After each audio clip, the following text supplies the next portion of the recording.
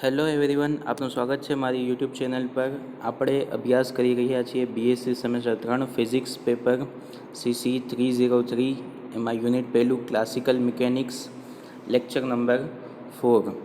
બરાબર, તો આજનું લેક્ચર આગળ વધારતા પહેલાં હું તમને એક પર્સનલ સલાહ આપી દઉં કે લેક્ચર જોતા દરમિયાન તમે સાથે પેન અને પેપર રાખો અને લેક્ચર નોટ્સ પ્રિપેર કરો, જે તમને જ એક્ઝામ સમયે વાંચવા માટે કામ લાગશે, ખૂબ જ ઉપયોગી થશે। બરાબર, તો આપણે આજનો લેક્ચર સ્ટાર્ટ કરીએ।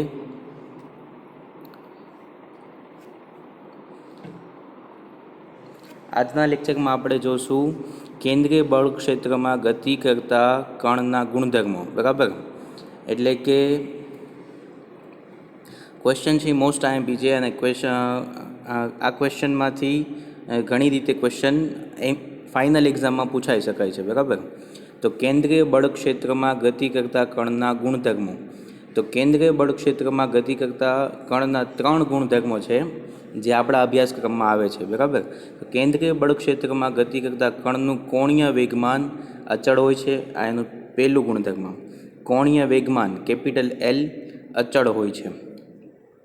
બીજું, કેન્દ્રીય બળ ક્ષેત્રમાં ગતિ કરતા કણનો ક્ષેત્રીય વેગ અચળ હોય છે, એટલે કે ક્ષેત્રફળ જે હોય, સમય સાથે ક્ષેત્રફળ જે બદલાતું હોય એ અચળ રહે છે। આગળ આવશે એટલે હું તમને ડીપમાં સમજાવીશ।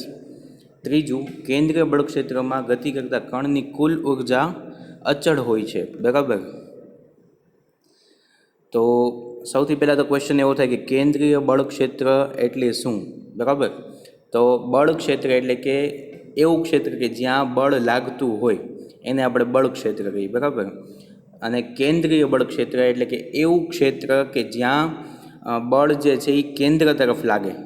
બરાબર, કેન્દ્ર તરફ લાગે અને બળ કેટલું લાગે એનું મૂલ્ય કેન્દ્રથી કણના અંતર ઉપર આધાર રાખે।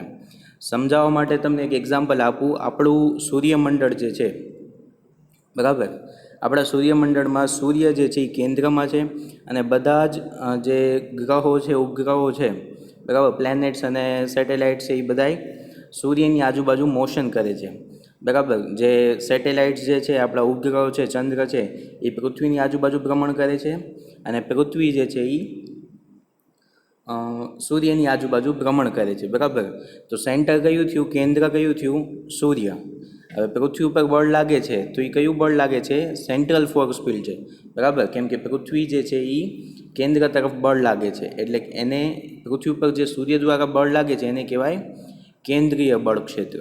બરાબર, તો આ વાત થઈ ગઈ કેન્દ્રીય બળ ક્ષેત્રની। જનરલી તમને વાત કરું તો કેન્દ્રીય બળ ક્ષેત્ર એટલે કે એવું ક્ષેત્ર કે જેમાં કણ પર જે બળ લાગે છે એની દિશા એ કણથી સેન્ટર સુધી હોય, કેન્દ્ર તરફ બળની દિશા હોય અને એ બળનું મૂલ્ય કેન્દ્રથી કણના અંતર ઉપર આધાર રાખે।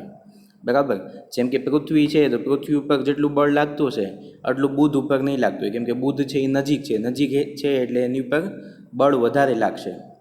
ક્લિયર? તો હું માનું છું ત્યાં સુધી તમને કેન્દ્રીય બળ ક્ષેત્ર એટલે શું એ ક્લિયર થઈ ગયું છે। ક્લિયર? તો હવે આપણે એના ગુણધર્મ જોવાના છે। એમાં પહેલું, કેન્દ્રીય બળ ક્ષેત્રમાં ગતિ કરતા કણનું કોણીય વેગમાન કેપિટલ L અચળ હોય છે। બરાબર, તો એ એક્ઝામમાં કઈ રીતે પૂછી શકાય? હવે આખો ક્વેશ્ચન આપણે જોઈએ ને તો આખો ક્વેશ્ચન જે છે એ 12 થી 14 માર્કનો થાય। આ 3 ક્વેશ્ચન, બરાબર, ક્વેશ્ચન કઈ રીતે પૂછાય એ તમને સમજાવું।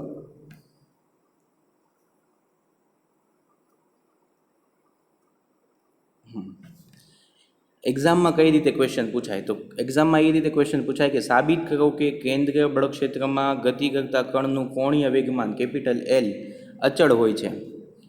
બીજો ક્વેશ્ચન તો કે સાબિત કરો કે કેન્દ્રીય બળ ક્ષેત્રમાં ગતિ કરતા કણનો ક્ષેત્રીય વેગ dA/dt અચળ હોય છે।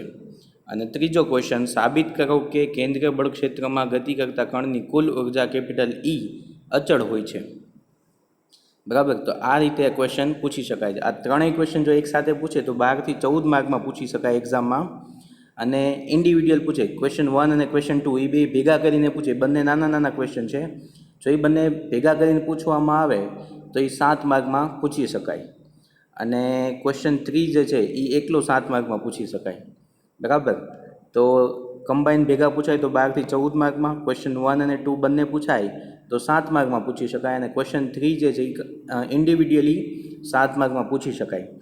ક્વેશ્ચન 1 અને 2 છે એ સિંગલ પૂછવા હોય તો 3 માર્ક અને 4 માર્કમાં પણ પૂછી શકાય. બરાબર, સાવ ઇઝી ક્વેશ્ચન છે. આપણે આગળ વાત કરીએ. બરાબર, તો આપણે પહેલો ક્વેશ્ચન લઈએ. સાબિત કરો કે કેન્દ્રીય બળ ક્ષેત્રમાં ગતિ કરતા કણનું કોણીય વેગમાન કેપિટલ એલ અચળ હોય છે. તો આપણે પહેલા ક્વેશ્ચન સાબિત કરીએ. બરાબર, તો સાબિત શું કરવાનું? હવે કેપિટલ એલ જે છે એ અચળ છે, એ મારે સાબિત કરવું છે. બરાબર, તો એની માટે એક ટ્રીક છે. ટ્રીક એટલે કે મેથેમેટિકલ સ્ટેટમેન્ટ છે. બરાબર, કોઈ પણ વસ્તુ અચળ છે એ કેમ ખબર પડે? કોઈ પણ ભૌતિક રાશિ જે છે એ અચળ છે એ કેમ ખબર પડે? તો કે એનું વિકલન કરો ને વિકલન 0 આવે તો એ રાશિ છે એ અચળ છે. બરાબર, કેમ કે અચળ હોય એનું જ વિકલન 0 થાય. બરાબર, તો જેનું વિકલન 0 થતું હોય એ રાશિ અચળ હોય. બરાબર, કેમ કે વિકલનનો નિયમ છે, જે અચળ હોય એનું વિકલન 0 થાય. તો આપણે સાબિત શું કરવાનું છે? dl/dt બરાબર 0 એવું સાબિત કરી દો તો એ ફાઇનલ થઈ જાય કે એલ જે છે એ અચળ છે. બરાબર, એટલે જો કોઈ પણ ભૌતિક રાશિ અચળ હોય તો તેનું વિકલન 0 થાય. એટલે આપણે dl/dt બરાબર 0 સાબિત કરી દઈએ તો એલ જે છે અચળ એ સાબિત થઈ જાય. ક્લિયર? તો તમારા માઇન્ડમાં ક્લિયર થઈ ગયું હશે કે સાબિત શું કરવું છે પહેલા ક્વેશ્ચનમાં. ઓકે, હવે તો કે પહેલાં એક ફિગર દોરવાની. બરાબર, એમાં એક્સ એક્સિસ છે, વાય એક્સિસ છે, એક પાર્ટિકલ જે છે એ મોશન કરે છે. બરાબર, કેન્દ્ર જે છે એ આપણી એક્સ વાય એક્સિસ દ્વારા બનતું જે ઓરિજિન છે 0,0 એ કેન્દ્ર છે, અને કણ જે છે એ રોટેશનલ મોશન કરે છે. બરાબર, અને વી જેટલા વેગથી રોટેશનલ મોશન કરે છે. કેન્દ્રથી કણનું અંતર એટલે કે એનો સ્થાન સદિશ સ્મોલ આર છે, અને એનો વેગ છે એ વી છે. હવે વેગની દિશા જે છે એ સ્પર્શકની દિશામાં હોય. બરાબર, તમે એક એક્ઝામ્પલ તમને આપું કે તમારા હાથમાં એક દોરી સાથે કોઈ વસ્તુ તમે બાંધી દો અને ગોળ ગોળ ફેરવો. બરાબર, તો જે પાણો હોય કે કોઈ પણ વસ્તુ હોય એ જે ફરશે એનો વેગ છે એ સ્પર્શકની દિશામાં હશે. બરાબર, પછી એ તમારા કેન્દ્ર તરફ જે ખેંચાય છે એના હિસાબે ગોળ ગોળ ફરે છે. ક્લિયર? દોરી બાંધેલી છે એના હિસાબે. તો સેમ વસ્તુ અહીંયા જે કણ જે છે એ ગોળ ગોળ ફરે છે, એટલે કે સેન્ટ્રલ ફોર્સ ફિલ્ડમાં છે એવું થઈ ગયું. બરાબર, અને એનો વેગ છે એ વી છે. વેગની દિશા જે છે એ સ્પર્શકની દિશામાં છે. તો પહેલાં એક આકૃતિ દોરી. બરાબર, ઓકે. કોણીય વેગમાનની વ્યાખ્યા મુજબ, બરાબર, વેગમાન એટલે કે રેખીય વેગમાનની વાત કરીએ તો વેગમાન પી કહેવાય. બરાબર, પી બરાબર mv, માસ ગુણ્યા એનો વેગ, એ બેનો ગુણાકાર કરો એટલે તમને વેગમાન મળે. એ મળે રેખીય વેગમાન. જ્યારે કોઈ પણ કણ કે પાર્ટિકલ જે છે એ રોટેશનલ મોશન કરતું હોય એટલે કે ગોળ ગોળ ફરતું હોય ત્યારે એમાં કોણીય વેગમાન આવે. તો કોણીય વેગમાનની વ્યાખ્યા એવું કહે છે કે એનું જે સ્થાન સદિશ હોય એનો ક્રોસ પ્રોડક્ટ એટલે કે ક્રોસ ગુણાકાર વેગમાન સાથે લઈએ, રેખીય વેગમાન એટલે કે પી સાથે લઈએ તો જે મળે એને કહેવાય કોણીય વેગમાન કેપિટલ એલ. તો કોણીય વેગમાન કેપિટલ એલની વ્યાખ્યા મુજબ એલ બરાબર આર ક્રોસ પી. બરાબર, આ સાદો ગુણાકાર નથી, ક્રોસ ગુણાકાર છે, સદિશ ગુણાકાર છે. બરાબર, એ ક્રોસ બી હોય તો આપણે એને એ બી સાઇન થીટા લખી શકીએ. તેથી એલ બરાબર આર પી સાઇન થીટા. બરાબર, આર પી સાઇન થીટા. હવે અહીં થીટા બરાબર 90 છે, કારણ અહીં તમે જોઈ શકો છો કે થીટા બરાબર 90 ક્યારે થાય? આર અને પી વચ્ચેનો ખૂણો જે છે એ કેટલો છે એની ઉપર આધાર રાખે. પીની ડાયરેક્શન કઈ હશે? તો કે વેગની દિશામાં હશે, પી આ દિશામાં હશે. બરાબર, આરની દિશા આ છે તો બંને વચ્ચે 90નો ખૂણો બનશે. એટલે આર અને પી વચ્ચેનો ખૂણો થયો 90 ડિગ્રી. સાઇન 90 ડિગ્રી એટલે 1. બરાબર, એટલે આરપી સાઇન થીટાની જગ્યાએ આપણે લખી શકશું આરપી, કેમ કે થીટા બરાબર 90 છે અને સાઇન થીટા બરાબર 1 છે. ક્લિયર? આ કાઉન્સમાં લખવું ફરજિયાત છે જેથી કરીને ખબર પડે કે તમે નેક્સ્ટ સ્ટેપમાં શું કર્યું. ઓકે, હવે એલ બરાબર આર ઇન્ટુ પી બરાબર mv. બરાબર, એ પણ કાઉન્સમાં લખ્યું છે પી બરાબર mv. નેક્સ્ટ એલ બરાબર આર એમ, વી બરાબર આર ઓમેગા. બરાબર, આર ઓમેગા છે એ કોણીય આવૃત્તિની વ્યાખ્યા ઉપરથી આવે છે. બરાબર, વી જે છે એ વેગ છે, રેખીય વેગ છે, આર જે છે એ એનું સ્થાન સદિશ છે અથવા તો એની ત્રિજ્યા કહેવાય, બરાબર, અને ઓમેગા છે એની કોણીય આવૃત્તિ છે. તો વી બરાબર આર ઓમેગા થાય, બરાબર. આર, એક આર અહીંયા બહાર હતો, એક આર અહીંયા આવ્યો એટલે આર સ્ક્વેર થઈ ગયો, એમ તો હતો જ તે ઓમેગા, બરાબર. ઓમેગા, હવે આર સ્ક્વેર આપણે ક્લાસિકલ મિકેનિક્સમાં એમ માસની જગ્યાએ રિડ્યુસ માસનો વધારે ઉપયોગ કરીએ છીએ, બરાબર. તો એમની જગ્યાએ હું મ્યુ વાપરું છું, અહીંયા મ્યુ વાપરું છું, અને ઓમેગા બરાબર થીટા ડોટ થાય, એટલે કે થીટા જે છે એ એક્સ એક્સિસ સાથેનો એ કણનો જે સ્થાન સદિશ છે એનો ખૂણો છે, બરાબર. તો ઓમેગા જે કોણીય આવૃત્તિ છે એ ઓમેગા બરાબર થીટા ડોટ થશે, એટલે આર બરાબર એલ બરાબર mu R square theta dot, બરાબર. એલ બરાબર mu R square theta dot. આ તમારે ઇક્વેશન નંબર 1, બરાબર, ઇક્વેશન નંબર 1 આપ્યું. આને સાવ સિમ્પલ છે, તમને સમજાય એટલે મેં સ્ટેપ બાય સ્ટેપ એને સ્ટેપ વધાર્યા છે, બરાબર. બાકી તમે જો આ કરો તો આ 3 સ્ટેપમાં પતી જાય. આ તમને સ્ટેપ બાય સ્ટેપ સમજાવવા માટે બરાબર. એટલે સાવ સિમ્પલ છે. L is equal to R cross P is equal to R P sine theta is equal to R P, કેમ કે થીટા બરાબર 90 છે. પછી તો કંઈ પીની વેલ્યુ મૂકવાની એમ વી, પછી તો કંઈ વીની વેલ્યુ મૂકવાની આર ઓમેગા, પછી તો કંઈ ઓમેગાની વેલ્યુ મૂકવાની થીટા ડોટ, અને એમની જગ્યાએ વાપરવાનું મ્યુ, કેમ કે ક્લાસિકલ મિકેનિક્સમાં આપણે રિડ્યુસ માસ વાપરીએ છીએ, માસની જગ્યાએ રિડ્યુસ માસ, એટલે એમની જગ્યાએ મ્યુ યુઝ કર્યું છે, બરાબર. એટલે L is equal to R mu R square theta dot, equation number 1. Okay, L બરાબર શું છે એ આપણે લઈ આવ્યા. હવે તો કંઈ પ્રવેગના કોણીય ઘટક પરથી, એટલે કે આની પહેલાંના લેક્ચરમાં આપણે વાત કરી હતી, એમાં આપણે વેગ અને પ્રવેગના રેખીય અને કોણીય ઘટકો તારવ્યા હતા, બરાબર. ધ્રુવીય યામ પદ્ધતિમાં વેગ અને પ્રવેગના રેખીય અને કોણીય ઘટકોની તારવણી કરી હતી. એમાં પ્રવેગનો કોણીય ઘટક હતો a theta. A theta is equal to 2 r dot theta dot plus r theta double dot. આ ક્વેશ્ચન માટે તમારે આ પ્રવેગનો કોણીય ઘટક છે એક યાદ રાખવો પડશે, બરાબર. તો બળનો કોણીય ઘટક લેતા, બળનો કોણીય ઘટક શું થશે? F theta. F theta is equal to, એફનું સૂત્ર શું? F is equal to m a, બરાબર. તો કોણીય ઘટક લેતો હોય હું, અને ક્લાસિકલ મિકેનિક્સમાં એમની જગ્યાએ આપણે મ્યુ યુઝ કરીએ છીએ. તો F theta is equal to mu a theta, બરાબર. પછી F of theta is equal to mu a થીટાની કિંમત મૂકી 2 r dot theta dot plus r theta double dot, equation number 3. પરંતુ જે વેગ બળનો જે કોણીય ઘટક છે એ તો 0 છે, એ 0 થવાનો, બરાબર. એટલે F of theta is equal to 0 થશે. એને ઇક્વેશન નંબર 4 આપ્યું. ઇક્વેશન 4ની કિંમત છે ઇક્વેશન 3માં મૂકવાની છે, બરાબર. એટલે કે આ સાઈડ તમારે 0 આવશે. એટલે 0 ઇઝ ઇક્વલ ટુ, કાઉન્સ ખોલી નાખ્યું છે, 2 mu R dot theta dot plus mu R theta double dot, બરાબર. બંને બાજુ સ્મોલ આર વડે ગુણતા, એટલે આમાં બંને બાજુ સ્મોલ આર વડે ગુણીએ છીએ, અને પહેલાં હું આ ટર્મ લખું છું, બરાબર. એટલે શું થશે? 2 mu R dot theta dot plus mu, એક આર તો અહીં હતો જ તે, હવે અહીંયા બીજો આર આવ્યો એટલે R square theta double dot is equal to 0, equation number 5. Clear? આટલું ક્લિયર થઈ ગયું? ઓકે.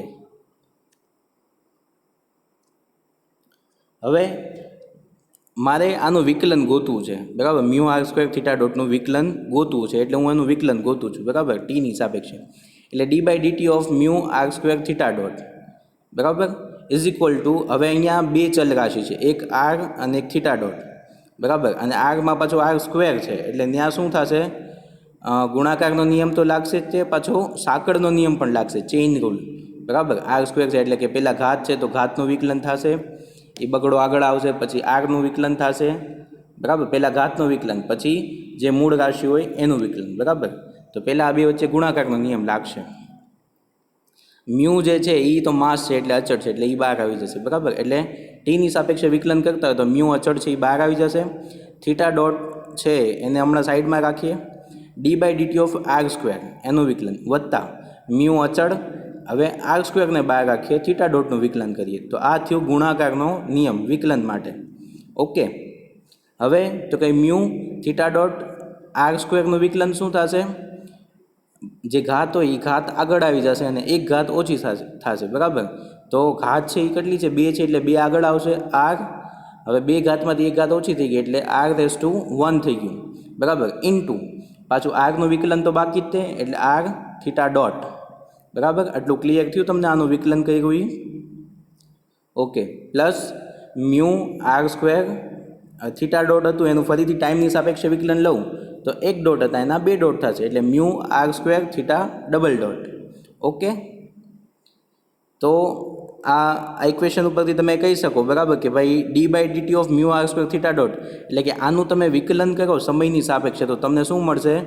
આને હું સિક્વન્સમાં લખું છું, બરાબર. 2 mu R dot theta dot plus mu R square theta double dot, બરાબર. અહીં હું એક ટર્મ લખતા ભૂલી ગયો છું, આર વાળી. આ સ્મોલ આરની જે ટર્મ છે એ અહીંયા આવશે, બરાબર. એટલે આપણે લખી નાખીએ પેનથી,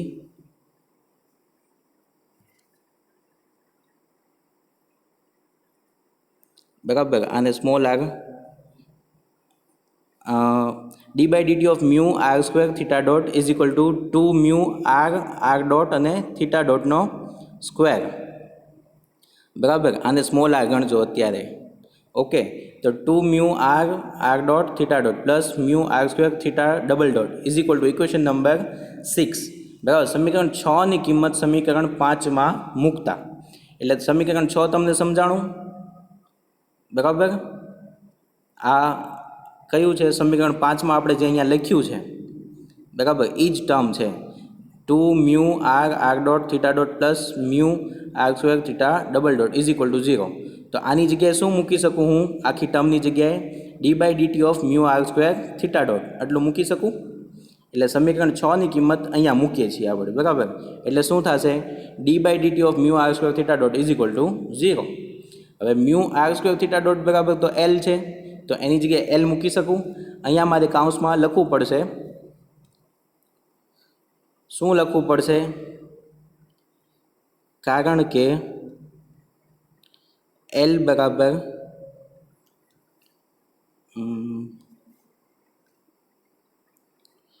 L is equal to mu R square theta dot થાય છે, બરાબર.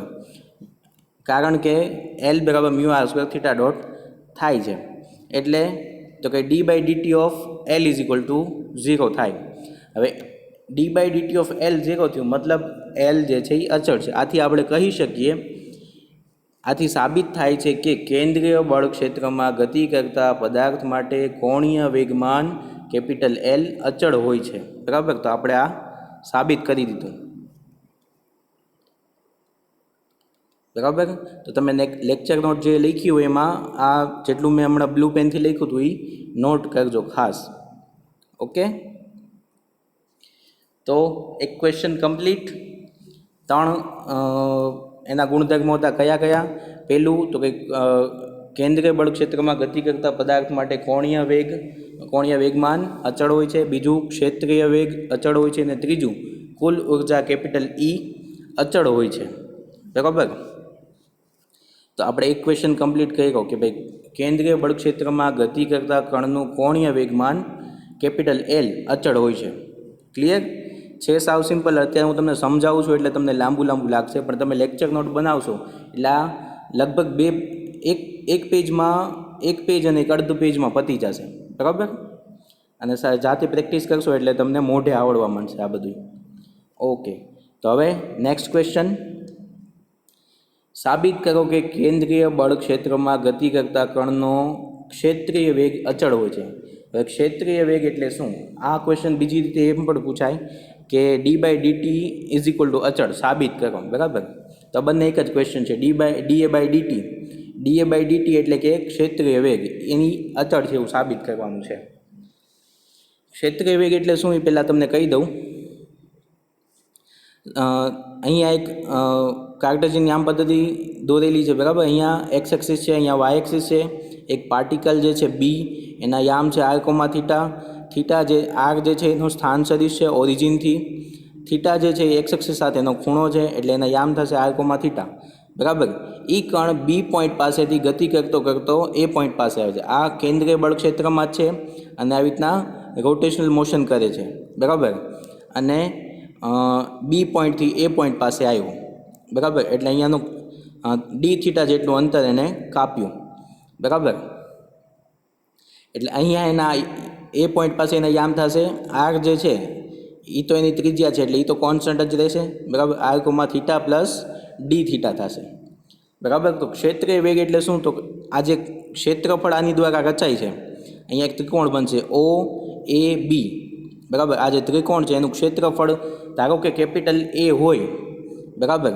તો આ કણ જે છે અહીંયા પોગે ત્યારે પાછું ઓરિજિન સાથે એની રેખા હોય અને ત્યારે પાછું અહીંયા એક ત્રિકોણ બને એટલે ટોટલ આખું આટલું ત્રિકોણ બનશે, બરાબર. આ પોઈન્ટર તમે જોઈ શકો છો, આખું પોઈન્ટર જે રીતે હું ફેરવું છું એક ત્રિકોણ બનશે. તો એકમ સમયમાં જે ક્ષેત્રફળ બદલાય છે એને કહેવાય ક્ષેત્રીય વેગ, બરાબર. વ્યાખ્યા આપી હોય તો એ રીતે આપી શકાય કે એકમ સમયમાં કણ દ્વારા બદલાતું ક્ષેત્રફળ એને કહેવાય ક્ષેત્રીય વેગ. એકમ સમયમાં બદલાતા ક્ષેત્રફળને ક્ષેત્રીય વેગ કહેવાય, બરાબર. તો આપણે સાબિત કરવાનું છે D A by DT is equal to અચળ, બરાબર. તો સૌથી પહેલાં તો આકૃતિ તમને સમજાઈ ગઈ વ્યવસ્થિત રીતે. હવે એક ત્રિકોણમિતિમાં એક સૂત્ર આવે છે ખૂણો બરાબર ચાપના છેદમાં ત્રિજ્યા. અહીંયા ચાપ કઈ થશે? એ બી, ત્રિજ્યા કઈ થશે? આર, બરાબર. ખૂણો કયો થશે? D theta. ડી થીટા એની માટે ત્રિજ્યા થશે એ બી, ઓકે. તો ખૂણો બરાબર ચાપના છેદમાં ત્રિજ્યા. આ ઇક્વેશન તમે પહેલાં પણ ભણી ગયા છો, બરાબર. ત્રિકોણમિતિનું ઇક્વેશન છે બેઝિક. તો ખૂણો બરાબર ડી થીટા, ચાપ એટલે કે એ બી છેદમાં ત્રિજ્યા એટલે કે આર. તો આમાં એ બીને કરતાં બનાવવું તો આર ડી થીટા થશે, બરાબર. સિમ્પલ, એટલું સમજાઈ ગયું. એ બી બરાબર ચાપ જે છે એ બી બરાબર આર ડી થીટા લખી શકાય, ઓકે. હવે વાત કરીએ ત્રિકોણ ઓ એ બીનું ક્ષેત્રફળ, બરાબર. આપણે તો ક્ષેત્રીય વેગ ગોતવાનો છે એટલે ક્ષેત્રફળની વાત કરીશું, બરાબર. ક્ષેત્રફળ કેટલું થશે ત્રિકોણનું? એ બરાબર 1/2 પાયો ગુણ્યા વેધ, બરાબર. એ બરાબર 1/2 પાયો. પાયો કોને કહેશું? કાં તો આને પાયો કહેશું કાં તો આને પાયો કહેશું, બરાબર. બંને પાયા જ છે અને બંનેનું મૂલ્ય છે એ આર જ થાય કેમ કે એની ત્રિજ્યા છે, બરાબર. તો બંનેનું મૂલ્ય આર થશે અને વેધ થશે આ વેધ, બરાબર. તમને અહીંયા ક્વેશ્ચન થશે કે ભાઈ વેધ તો આમ લંબ હોવો જોઈએ, બરાબર. તો આપણે આને અતિ સૂક્ષ્મ જો સ્થાનાંતર લઈએ બીથી એ જે છે હાવ અતિ સૂક્ષ્મ હોય તો આ જે કણે ગતિ કરેલી છે એ લંબ ગતિ કહેવાય અને એની જે દિશા હોય એ સ્પર્શકની દિશા હોય. એટલે કે જે કણની ગતિ છે એ અતિ સૂક્ષ્મ ભાગ માટે લંબ જ ગણાય એટલે એ બી જે છે એ વેધ થશે, બરાબર. તો ત્રિકોણ ઓ એ બીનું ક્ષેત્રફળ જો કેપિટલ એ હોય તો એનું ક્ષેત્રફળ કઈ રીતે અપાય? 1/2 પાયો ગુણ્યા વેધ. પાયો થશે આર અને વેધ થશે એ બી, બરાબર. તો એ બરાબર 1/2 આર, એ બી બરાબર આપણે તારાવ્યું એ પ્રમાણે આર ડી થીટા. અહીંયા એક કહી દઉં કે આ જે છે ક્રોસ ગુણાકાર નથી, સાદો ગુણાકાર છે, બરાબર. કોઈ વેક્ટર પ્રોડક્ટ નથી. તેથી એ બરાબર 1/2 આર સ્ક્વેર ડી થીટા. આને આપીએ ઇક્વેશન નંબર 1, બરાબર. હવે તો કંઈ સમયની સાપેક્ષે ક્ષેત્રફળમાં આવતો ફેરફાર. આપણે ક્ષેત્રીય વેગ જોવે છે ડીએ બાય ડીટી એટલે કે એનું આપણે સમયની સાપેક્ષે વિકલન લેશું, બરાબર. એટલે કે સમયની સાથે ક્ષેત્રફળમાં કેટલો ફેરફાર થાય છે એ ડીએ બાય ડીટી કરવાથી મળશે, બરાબર. તો D A by DT is equal to 1/2 R square. હવે ત્રિજ્યા જે છે એ અહીંયા તો અચળ જ રહેવાની છે એટલે આર સ્ક્વેર કોમન. થીટા જે છે એ બદલાઈ જાય છે, બરાબર. ડી થીટા જેટલું અંતર કાપીને કણ જે છે એ મોશન કરે છે એટલે થીટા એ ચલ રાશિ છે એટલે એનું વિકલન ટીની સાપેક્ષે થશે, બરાબર. એટલે 1/2 R square D theta by DT એને કહેવાય થીટા ડોટ. આને આપશું ઇક્વેશન નંબર 2, સમીકરણ નંબર 2. તો ડીએ બાય ડીટી બરાબર 1/2 આર સ્ક્વેર થીટા ડોટ, બરાબર. આ આપણે લઈ આવ્યા, આને કહેવાય ઇક્વેશન નંબર 2, ઓકે. હવે તો આપણે આની પહેલાંના ક્વેશ્ચનમાં જે સાબિત કર્યું, શું સાબિત કર્યું? Mu R square theta dot is equal to L, જે આપણે તારાવ્યું હતું, બરાબર. Mu R square theta dot is equal to L. તો r square theta dot is equal to L by mu થશે, બરાબર. R square theta dot is equal to L by mu. આપણે r square theta dot શું કામ ગોત્યું? કેમ કે આપણે અહીં એ ડોટના સૂત્રમાં આવે છે આર સ્ક્વેર થીટા ડોટ, બરાબર. આની કિંમત મારે મૂકવી છે એટલે મેં એલવાળું સૂત્રનો યુઝ કર્યો. Mu R square theta dot is equal to L, તો r square theta dot is equal to L by mu. Equation number 3. સમીકરણ 3ની કિંમત સમીકરણ 2માં મૂકતા, એટલે કે આ જે કિંમત છે આર સ્ક્વેર થીટા ડોટ વાળી એ આપણે બીજા સમીકરણમાં મૂકશું, બરાબર. એટલે a dot is equal to 1/2 L upon mu. R square theta ડોટની જગ્યાએ આ મૂકી દીધું, એને ઇક્વેશન નંબર આપશું 4, બરાબર. આટલું ક્લિયર થઈ ગયું. તો હવે આપણે સાબિત કર્યું કે કેન્દ્રીય બળ ક્ષેત્રમાં ગતિ કરતા પદાર્થ માટે કેપિટલ એલ છે એ તો અચળ હોય, બરાબર. મ્યુ જે છે એ તો એનું માસ છે, એ પણ અચળ હોય. તો જો સમીકરણ 4ની જમણી બાજુ આખી અચળ હોય તો ડાબી બાજુ પણ અચળ જ રહેવાની છે કેન્દ્રીય બળ ક્ષેત્ર માટે. તો આથી આપણે કહી શકાય કે એલ તથા મ્યુ બંને અચળ રાશિઓ છે. આથી એ ડોટ પણ અચળ બને, બરાબર. આથી સાબિત થાય છે કે શું સાબિત થાય છે? ડીએ બાય ડીટી બરાબર અચળ છે, બરાબર. આથી કહી શકાય કે કેન્દ્રીય બળ ક્ષેત્રમાં ગતિ કરતા કણનો ક્ષેત્રીય વેગ અચળ હોય છે. ક્લિયર તમને? તો 2 ક્વેશ્ચન ક્લિયર થઈ ગયા. સ્મોલમાં રિકેપ આપી દો ફરીથી, બરાબર. એક તો કંઈ કેન્દ્રીય બળ ક્ષેત્રમાં ગતિ કરતા પદાર્થ માટે કોણીય વેગમાન કેપિટલ એલ અચળ હોય છે. સાબિત કરવા માટે શું કરવું પડે આપણે? તો કંઈક એની વ્યાખ્યા ઉપરથી L is equal to R cross p, એમાં પીની કિંમત પહેલાં ક્રોસ પ્રોડક્ટ દૂર કરવા માટે સાઇન થીટા મૂક્યું, થીટા 90 છે એટલે 1 થઈ ગયું, પીની કિંમત મૂકી, બરાબર. આટલું તમને ક્લિયર થઈ ગયું, બરાબર. એલનું સૂત્ર લઈ આવ્યા. એ પછી તો કંઈ કોણીય પ્રવેગનો કોણીય ઘટક, બરાબર, એની ઉપરથી આગી એક સૂત્ર મેળવ્યું, એને ઇક્વેશન નંબર 5 આપ્યું. પછી તો કે d by DT of mu R square theta dot ગોઈતું, અને એ સેમ ઓલા જેવું જ આવતું હતું. એ કિંમત આમાં મૂકી અને સમીકરણમાં કિંમત મૂકી અને ડી બાય ડીટી ઓફ આ જે આવ્યું એને કહેવાય એલ. તો D by DT of L બરાબર 0, તો એલ બરાબર અચળ. એ સાબિત કરી નાખ્યું. પછી ક્વેશ્ચન નંબર 2 આવ્યો. સાબિત કરો કે કેન્દ્રીય બળ ક્ષેત્રમાં ગતિ કરતા કણનો ક્ષેત્રીય વેગ અચળ હોય છે. તો એ પણ તમને આખું વ્યવસ્થિત રીતે સમજાવી દીધું છે. ક્લિયર? તો આ 2 ક્વેશ્ચન આજ માટે રાખીએ, બરાબર. નેક્સ્ટ જે ત્રીજો ક્વેશ્ચન છે, સાબિત કરો કે કેન્દ્રીય બળ ક્ષેત્રમાં ગતિ કરતા પદાર્થ માટે કુલ ઉર્જા કેપિટલ ઈ અચળ હોય છે, બરાબર. તો એ આપણે નેક્સ્ટ લેક્ચરમાં જોશું. આ લેક્ચર માટે આટલું રાખીએ, બરાબર. Okay, thank you very much. તમે આટલું શાંતિથી મને સાંભળ્યું, બરાબર. All the best.